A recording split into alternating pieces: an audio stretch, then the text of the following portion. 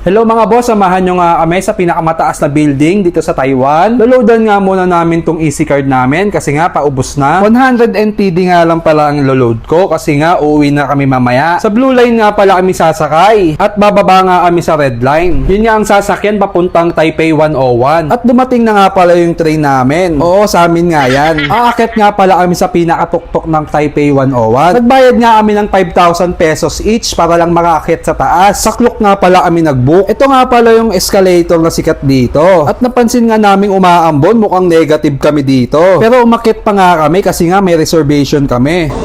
The skyline.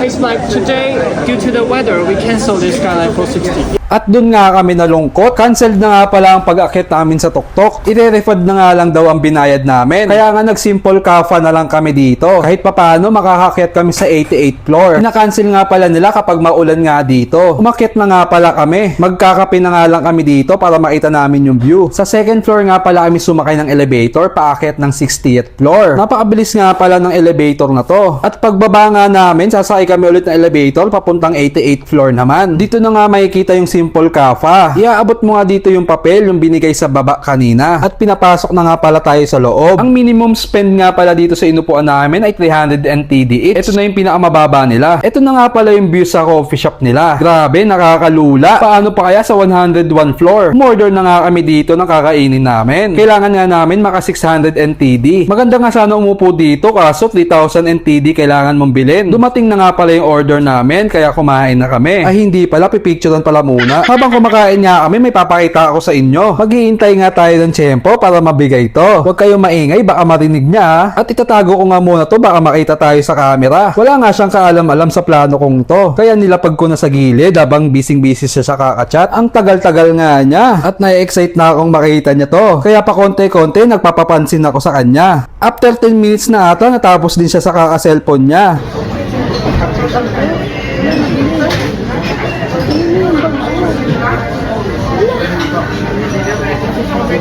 At kinuha ko na nga yung bag niya, hindi niya pa rin pala nakikita. Nagalit lang nga siya sa akin. Ang bingi-bingi ko daw at lutang na lutang daw ako.